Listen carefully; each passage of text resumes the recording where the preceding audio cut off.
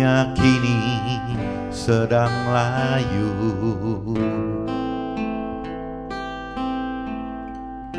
keras hidup persaingan. Jangan kau butakan hatimu dan lupa pertolongannya.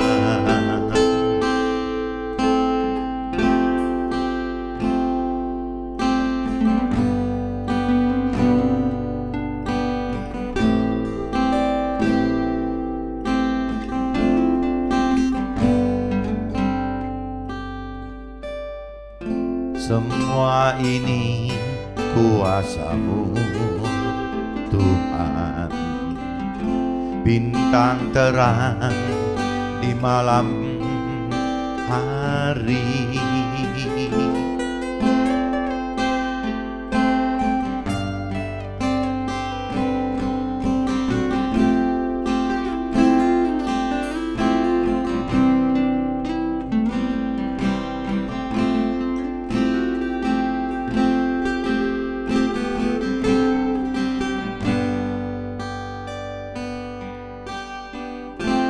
Jangan kau butakan hatimu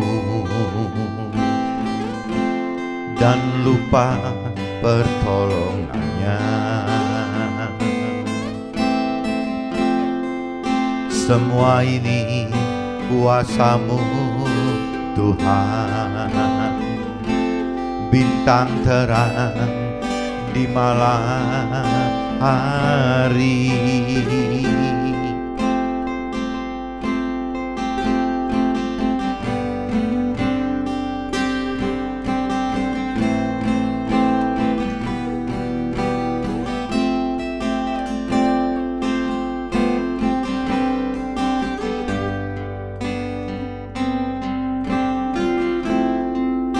Semua ini kuasa-Mu Tuhan, bintang terang di malam hari.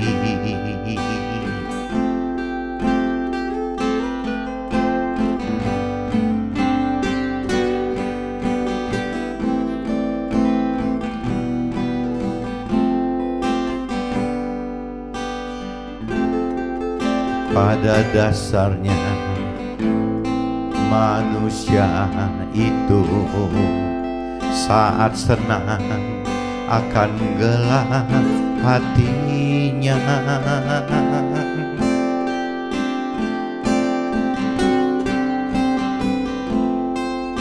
Semua ini kuasa-Mu Tuhan, bintang terang di malam hari.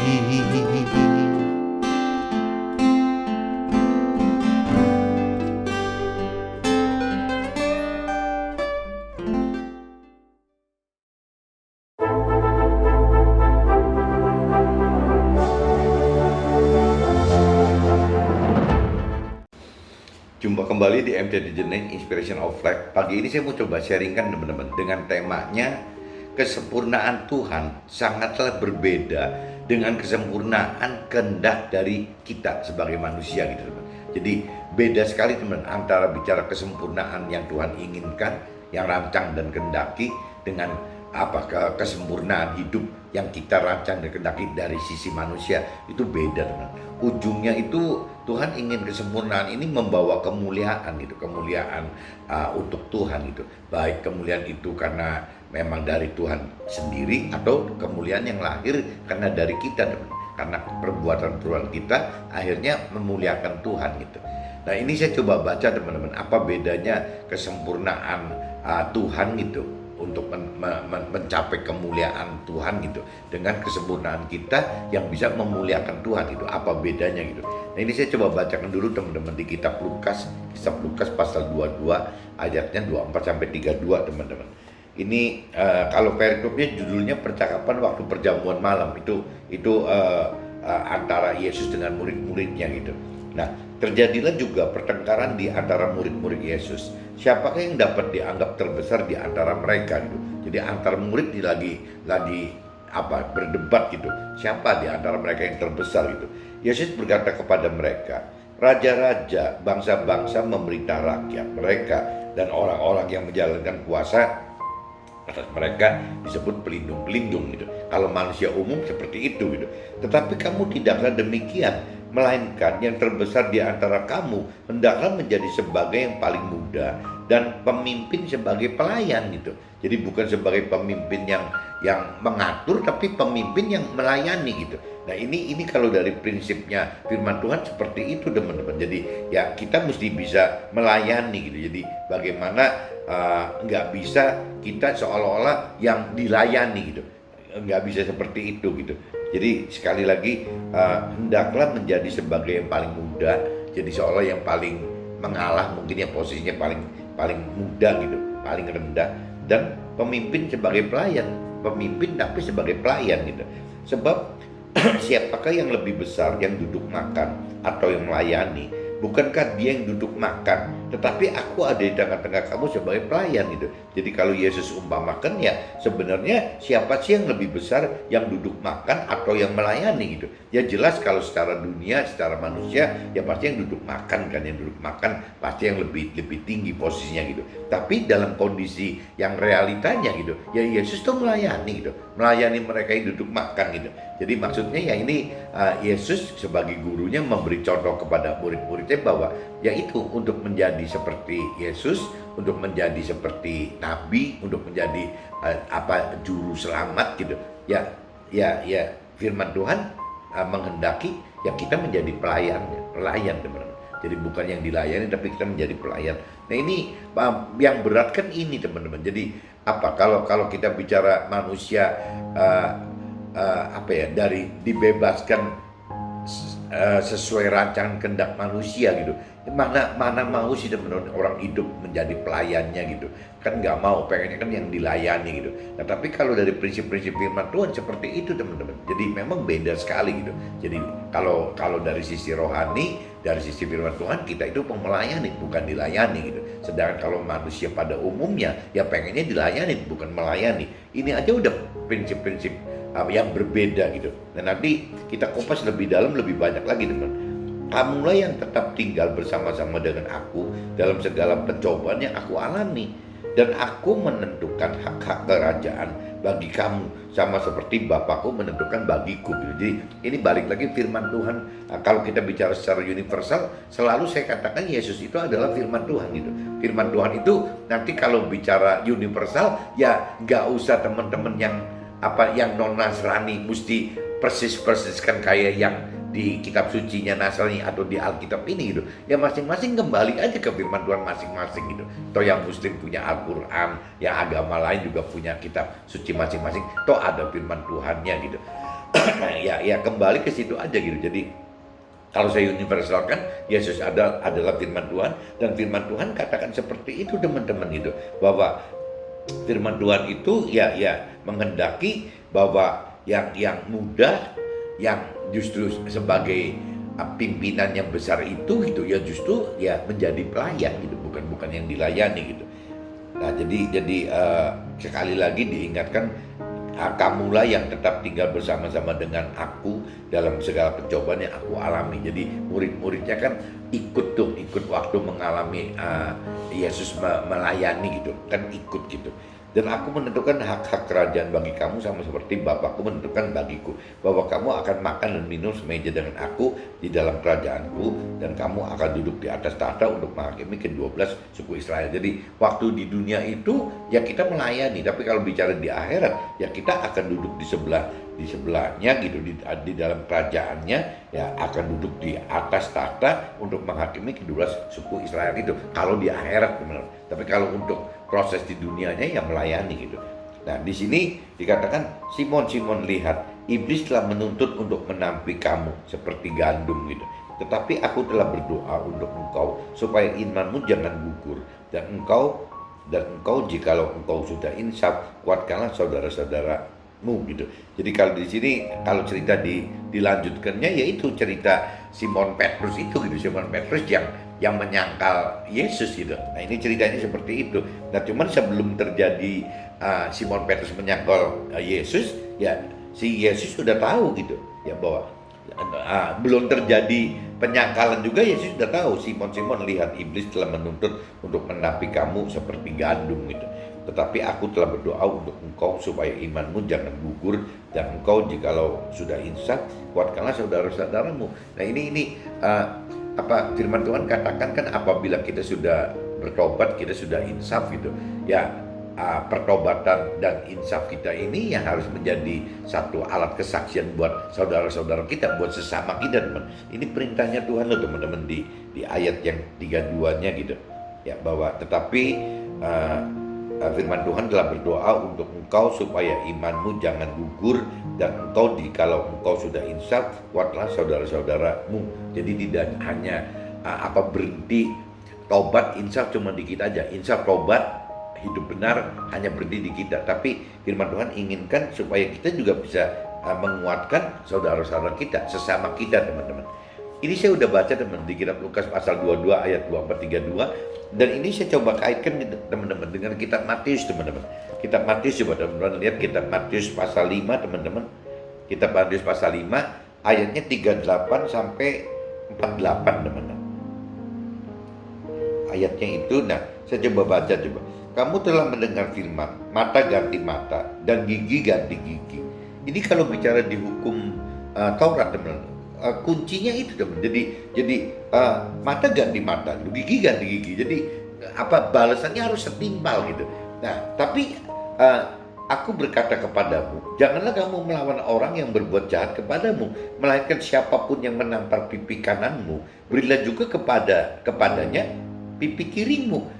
Nah ini kalau prinsip di ayat 39 teman-teman, ini bagi dunia ini udah nggak masuk akal gitu. Yang tadi dikatakan kalau cerita ajarannya untuk mencapai kesempurnaan demi kemuliaan Tuhan Allah gitu, harus menjalankan ini buat orang dunia udah benar-benar sangat tidak wajar teman.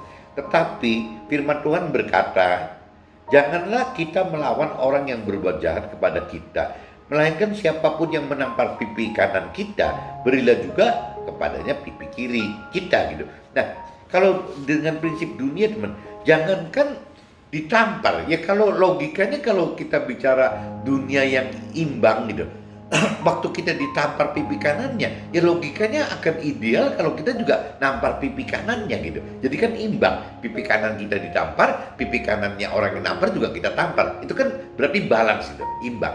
Tapi kalau lihat di firman ini kan enggak teman. Jadi kalau sampai pipi kanan ditampar, orang dunia bisa balas menampar masih dianggap wajar, tidak menampar juga gitu, tidak membalas menampar aja itu dianggapnya sudah wah hebat sekali gitu, aneh sekali gitu. Nah kalau di firman yang ini malah katanya kalau pipi kanan yang ditampar bukannya kita balas menampar gitu, kita malah kasihkan pipi yang kiri kita untuk ditampar lagi gitu. Nah ini kan konyol teman. Nah ini yang saya bilang bahwa kebenaran, kesempurnaan, kemuliaan Tuhan itu beda sekali dengan kebenaran, kesempurnaan dan kemuliaan bagi kita manusia teman. Beda sekali gitu. Ya ini contohnya di ayat 39 di kitab Matius 5 pasal 5 ayat 39 katakan seperti itu. Ya pipi kanan ditampar kasihkan pipi yang kiri. Padahal kalau orang dunia umumnya pipi kanan ditampar nggak balas aja udah hebat gitu. Ya udah hebat banget. Ya masa sih sekarang malah yang kiri mau dikasihkan lagi. Tapi prinsip firman seperti itu teman. Firman Tuhan itu seperti itu gitu. Dan kepada orang yang hendak mengadukan engkau ya karena mengingini bajumu, serahkanlah juga jubahmu gitu. Nah ini juga kan aneh gitu. Ya kepada orang yang hendak mengadukan engkau karena mengingini bajumu, ya malah bukan cuma bajunya saja, serahkan juga jubahnya katanya. Jadi bajunya hilang, jubahnya hilang. Kalau kita berbicara sekarang jubah berarti rangkapannya teman-teman, jaketnya atau jasnya atau apalah rangkapannya gitu. Jadi kalau kita diminta kaosnya atau kemejanya, ya jubahnya juga kasihkan aja gitu. Nah, kalau orang di dunia pada umumnya, ya kalau sampai diminta bajunya aja juga udah hebat ya, udah bagus banget kan. Kenapa mesti diberikan rangkapannya gitu. Kenapa mesti dikasihkan jaketnya segala macam? Toh orangnya juga nggak minta gitu. Nah, pada prinsip firman seperti itu teman-teman. Jadi ya kembali lagi apa? Mengalah gitu. Jadi ditampar pipi kanan pipi kiri berarti mengalah. Yang namanya istilahnya diminta bajunya sekalian dikasih jubahnya juga berarti mengalah juga. Nah, kalau kita masuk ke ayat 41-nya teman-teman. Dan siapapun yang memaksakan engkau berjalan sejauh 1 mil, berjalannya bersama dia sejauh 2 mil. Nah, ini juga prinsipnya mengalah lagi gitu. Ya 1 mil malah jalannya 2 mil. Berilah kepada orang yang meminta kepadamu dan janganlah menolak orang yang mau meminjam daripadamu gitu. Berilah kepada orang yang meminta kepadamu dan janganlah menolak orang yang mau meminjam daripadamu. Nah, kalau orang dunia kan nggak mau teman-teman. Ya biasanya umumnya ya kepada orang yang meminta ya ditolak gitu. Pada umumnya kan gitu. Nah, kalau yang mau minjem ya ditolak juga gitu. Yang nggak mau minjemin gitu. Terlalu riskan gitu kan. Nah, orang dunia seperti itu. Tapi kalau di firman Tuhan katakan kebalikannya teman-teman. Berbeda gitu. Kamu telah mendengar firman, kasihilah sesamamu manusia dan bencilah musuhmu. Nah, ini kan juga prinsip-prinsip umum lagi gitu. Kamu telah mendengar firman, kasihilah sesamamu, kasihilah sesama kita gitu. Ya, sesama kita manusia dan bencilah musuhmu, betullah musuh kita. Kan wajar teman-teman. Ya, mengasihi sesama kita, membenci musuh, ya wajar-wajar aja, namanya juga musuh gitu. Tapi kalau di firman Tuhan katakan lain, tetapi aku berkata kepadamu, kasihilah musuhmu dan berdoalah bagi mereka yang menganiaya kamu. Lah ini kan apa bisa gitu? Ya apa kita namanya juga musuh gitu. Kita enggak balas memusuhin aja udah bagus gitu. Ya kenapa sekarang jadi firman Tuhan katakan mesti mengasihi, bahkan mesti didoakan gitu. Nah, itu prinsip-prinsip lagi yang tadi dikatakan sangat berbeda ya seperti ini teman. Jadi prinsip dasar kebenaran sudah berbeda, ya pasti menghasilkan kesempurnaan yang berbeda, ya menghasilkan kemuliaan yang berbeda gitu. Ya ini gara-garanya memang prinsip kebenarannya yang berbeda teman-teman.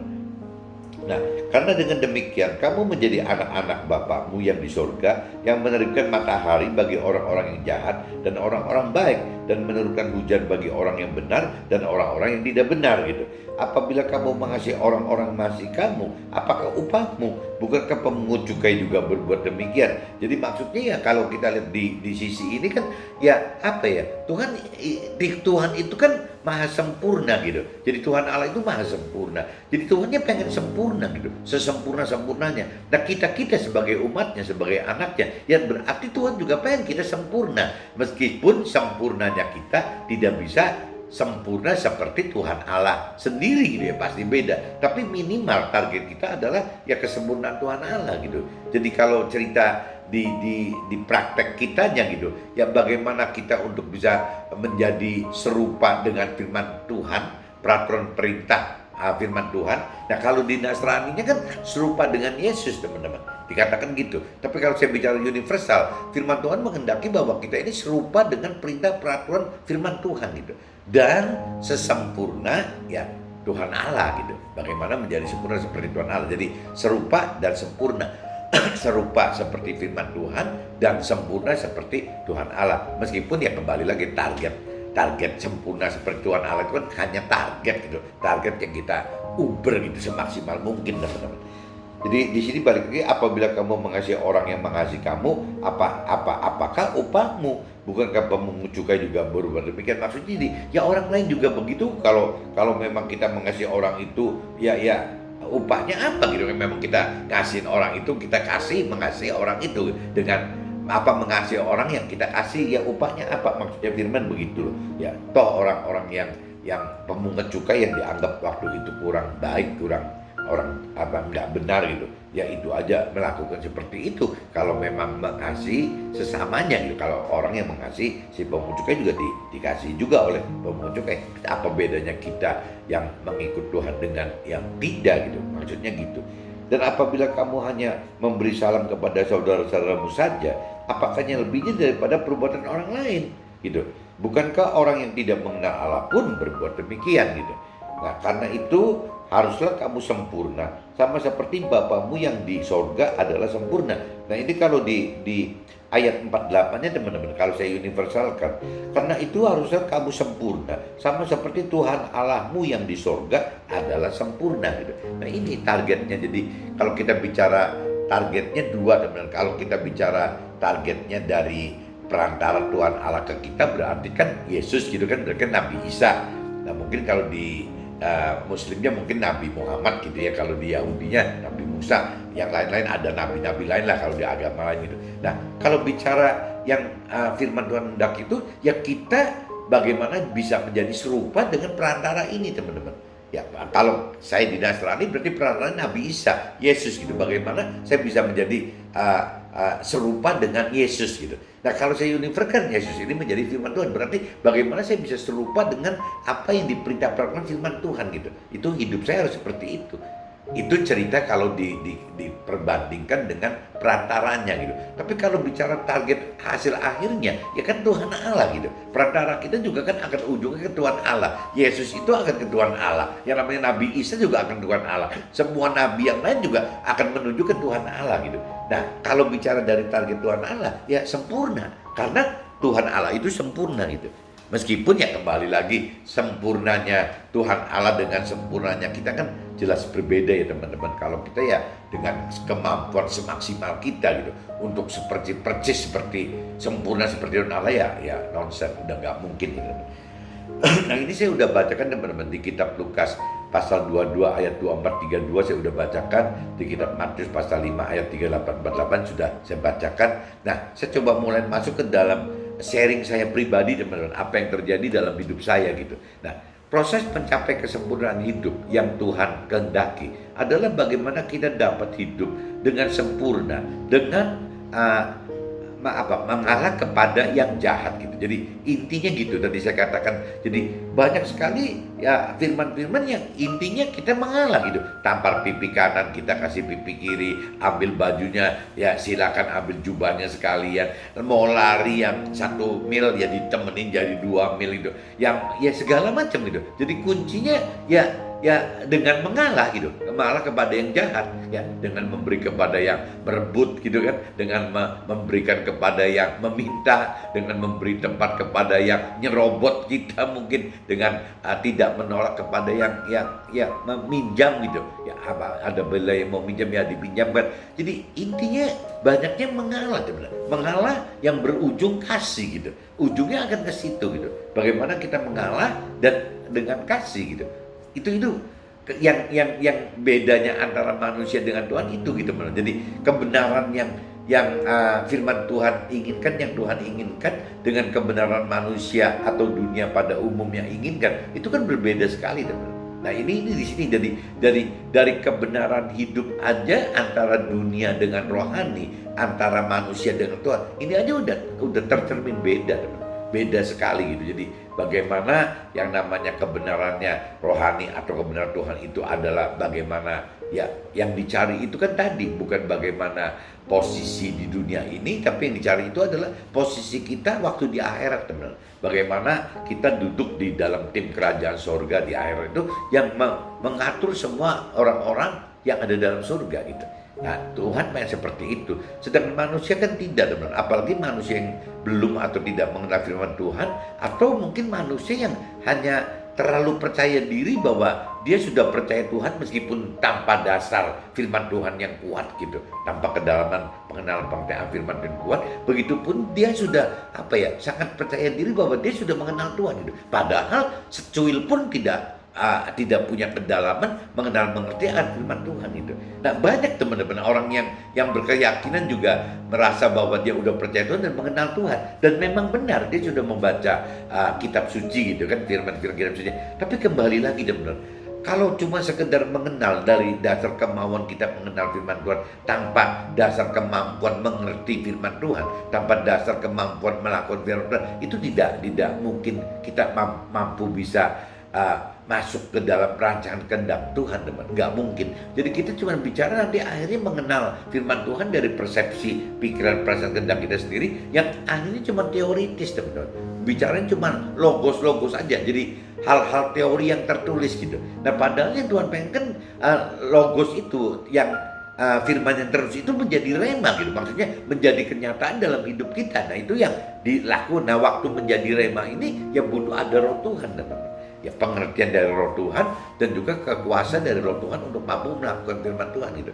Nah ini bedanya di situ teman. Jadi ya dari dasar kebenaran hidup antara manusia atau dunia dibanding dengan Tuhan atau rohani gitu, ini udah beda, makanya hasilnya akan berbeda gitu. Nah proses kesempurnaan tersebut adalah kemuliaan bagi Tuhan gitu, tapi jadi kalau cerita kesempurnaan yang Tuhan hendaki gitu, ya jelas itu akan menjadi kemuliaan, ujungnya akan menjadi kemuliaan untuk Tuhan gitu. Tapi kesempurnaan yang Tuhan maksud ini akan menjadi kebodohan bagi manusia duniawi gitu. Jadi kebalik sekali gitu. Jadi dari sisi rohani, dari sisi Tuhan seolah-olah kesempurnaan yang Tuhan maksud itu adalah satu titik ujungnya kemuliaan bagi Tuhan Allah gitu. Tapi kalau bagi manusia yang belum mengenal atau tidak mengenal firman Tuhan atau Tuhan gitu, ya akan beranggapan bahwa kesempurnaan yang Tuhan inginkan itu adalah jadi kebodohan gitu. Jadi kebodohan manusia, kebodohan duniawi teman-teman.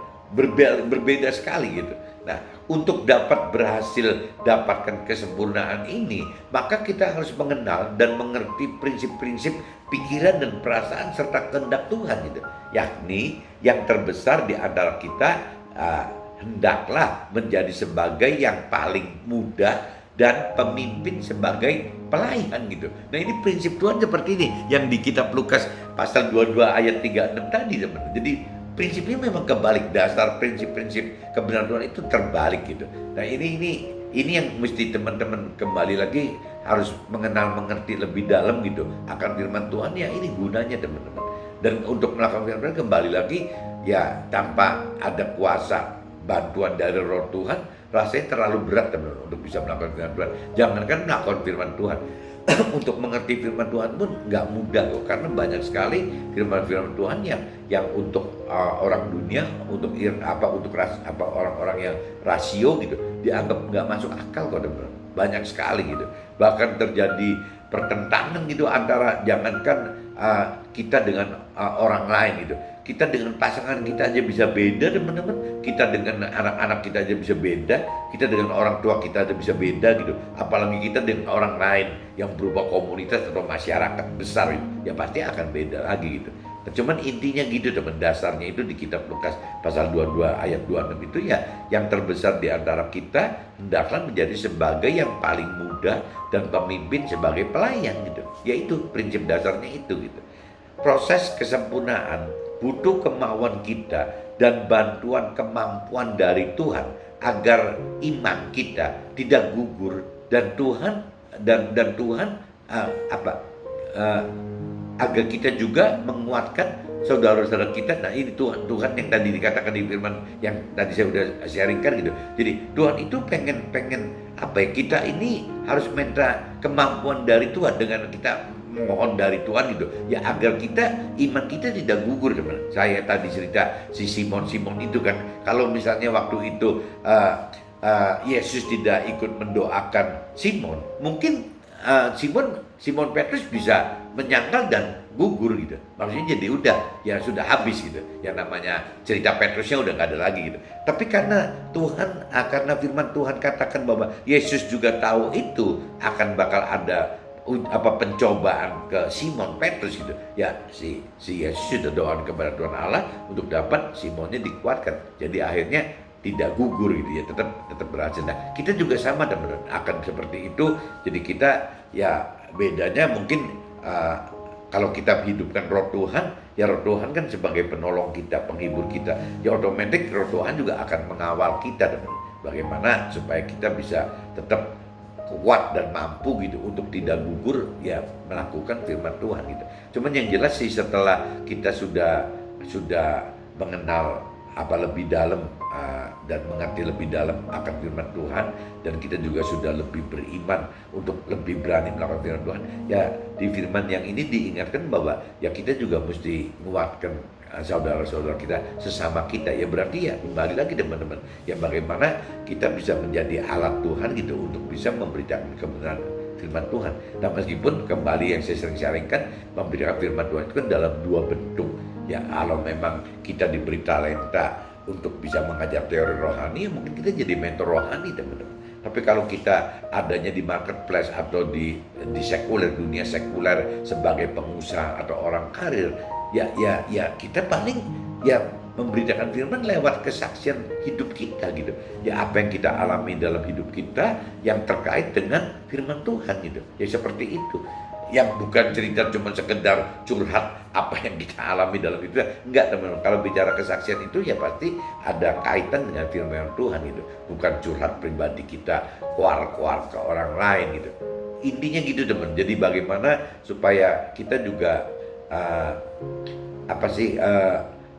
tidak berhenti cuma di kita, tapi kita juga menjadi alat Tuhan untuk bisa memberitakan kebenaran firman Tuhan, kesaksian firman apa yang kita alami itu, sehingga sesama kita bisa ikut seperti kita ya tetap akan menghadapi seperti kita juga teman-teman yang melakukan firman, dengan akan ngadepin seperti ujian cobaan yang kita hadapin juga gitu, dengan berbagai-bagai rintangan itu gitu ya. Itu wajar aja teman-teman, waktu kita mengalami dan melakukan firman, ya pasti kita akan hadapi seperti itu teman-teman, yang berbagai-bagai cobaan, berbagai rintangan gitu.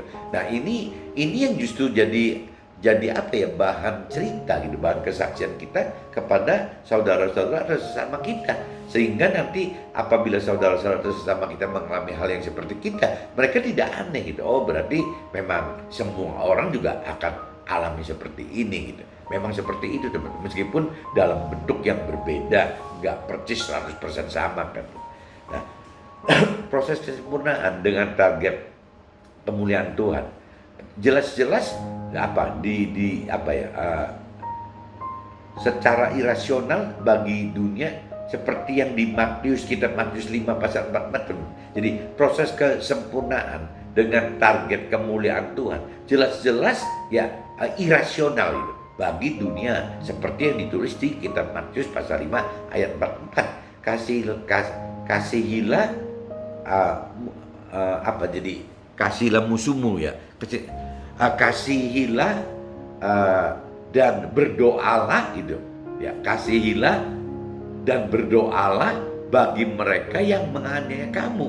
Itu firman-Nya katakan begitu teman-teman. Di kitab Matius pasal 5 ayat 44, kasihilah dan berdoalah bagi mereka yang menganiaya kamu. Nah, terus bagaimana kita dapat lakukan semacam ini gitu, tanpa kedalaman pengenalan dan tanpa pengertian, serta mampu melakukan jika tanpa ada bantuan Roh Tuhan gitu. Jadi itu hal yang mustahil teman. Apabila ada firman kata begitu, kasihilah musuhmu dan berdoalah bagi mereka yang menganiaya kamu gitu. Ya buru-buru kita nggak balas aja udah bagus kok, ini sih malah mesti mengasihi, mesti berdoa gitu. Ya rasanya udah makin rendah. Ini semua kalau kita tidak punya kedalaman pengenalan akan firman Tuhan, kalau kita tidak memiliki iman level atas itu dengan cara menghidupkan Roh Tuhan di dalam kita, rasanya nonsen untuk menjadi pelaku firman itu udah nggak masuk akal gitu. Nah ini banyak sekali udah cerita yang sudah beda sekali teman-teman, antara kebenaran yang versinya kita dengan Tuhan, manusia dengan Tuhan, antara kebutuhan duniawi dengan rohani berbeda, kesempurnaan juga sama, kemuliaan juga sama teman-teman. Jadi firman katakan, jika kita hidup hanya mengandalkan kebaikan seperti orang-orang dunia atau orang-orang yang berkeyakinan, kita belum sempurna gitu. Jadi apabila kita cuma standar kebaikan gitu, kita itu adalah seperti orang dunia gitu. Ya, standar kebaikan kita ini seperti orang-orang yang berkeyakinan gitu. Ya memang lebih baik, mereka lebih baik daripada kalau mereka jahat gitu. Tapi kebaikan yang dijalankan oleh mereka itu, kalau dari sisi Tuhan itu kurang benar. Jadi Tuhan itu tidak cuma sekedar baik seperti orang dunia atau orang keyakinan, tapi Tuhan pengen kita gitu, bahwa kita ini lebih sempurna daripada mereka gitu. Itu Tuhan gitu. Tuhan itu pengen seperti itu gitu. Nah, Tuhan ingin agar kita haruslah sempurna sama seperti Tuhan Allah gitu. Kita yang di surga adalah sempurna. Itu di kitab Matius pasal 5 ayat 48 bunyinya gitu. Jadi kenapa parameter Tuhan Allah adalah sempurna gitu? Karena memang Tuhan Allahnya sempurna gitu. Nah, cuma kan Tuhan Allah ngerti gitu. Ya untuk bisa persis seperti Tuhan Allah, jelas manusia nggak mampu teman-teman. Makanya Tuhan Allah memberikan satu dispensasi, ya begitu firman Tuhan gitu. Memberikan dispensasi ya serupa. Start yang pertamanya kan serupa dengan firman Tuhan itu. Serupa berarti bagaimana caranya kita untuk bisa serupa dengan apa yang diperintahkan firman Tuhan gitu. Nah itu dulu. Setelah kita bisa serupa dengan firman Tuhan, baru diangkat lagi teman-teman. Target lebih tingginya adalah bagaimana untuk bisa sempurna seperti Tuhan Allah di sorga gitu. Nah ini stepnya seperti itu teman-teman. Nah mudah-mudahan pagi ini teman-teman dengan saya menjelaskan, men-sharingkan ini, mudah-mudahan teman-teman bisa nangkep gitu. Jadi bedanya apa ya, kalau kita urut dari satu-satu, dari cerita kebenaran aja gitu, kebenaran hidup gitu ya, dari versi kita manusia atau orang dunia, kita yang tinggal di dunia, dengan kebenaran hidup yang dari Tuhan inginkan gitu, Tuhan dan rohani ya berarti ya. Ini aja udah beda teman. Duniawi rohaninya beda ya, manusia dengan Tuhan udah beda gitu. Ini baru cerita soal kebenaran hidup aja teman. Nah kebenaran hidup ini kalau Tuhan pakai standarnya itu ya kembali lagi firman Tuhan gitu ya, itu sebagai standarnya gitu, standarnya itu. Kalau kita serupa dengan firman Tuhan pun belum sempurna kok. Nah berarti kalau kita bicara setelah kebenarannya harus didekatkan dulu, kebenaran adalah kebenaran serupa dengan firman Tuhan, baru kita masuk ke kesempurnaan. Bagaimana menyempurnakan ini gitu. Nah untuk menyempurnakan ini Tuhan beri target yang kedua. Bagaimana tidak cuma hanya serupa dengan firman Tuhan, tapi bagaimana mentargetkan diri untuk sempurna seperti Tuhan Allah di surga gitu. Nah ini target keduanya. Jadi serupa dengan firman Tuhan, target keduanya adalah sempurna seperti Tuhan Allah di surga gitu. Nah yang di kitab Matius 5:48 tadi, ini kan satu level naik lagi teman-teman. Nah ini yang jadi beban kita. Nah kalau kita sudah mendapatkan kebenaran yang serupa dengan firman Tuhan, dan kita sudah mendapatkan kesempurnaan yang mendekati kesempurnaan yang Tuhan Allah kendaki, rancangan kendaki, ya kita berarti sudah mulai bisa lebih memuliakan Tuhan teman. Bagaimana kita hidup untuk memuliakan Tuhan gitu. Jadi nanti semua orang sesama kita akan melihat bahwa ya dengan kita hidup serupa dengan firman Tuhan, dan kita belajar hidup sesempurna yang Tuhan Allah inginkan, ya harusnya kemuliaan Tuhan akan nampak melalui hidup kita teman. Mudah-mudahan penjelasan ini teman-teman bisa tangkap teman-teman, dan bisa kalau memang ada dan dianggap benar dan memang perlu teman-teman, tolong sharingkan tadi yang diutarakan firman tadi, bagaimana caranya kita juga jangan cuma duduk manis gitu, tapi kita juga ya menguatkan saudara-saudara kita, menguatkan teman-teman kita yang lain teman. Jadi kita coba belajar menjadi alat Tuhan, memberitakan kebenaran firman Tuhan dari sharing-sharing semacam ini teman-teman. Oke teman-teman, see you, bye-bye.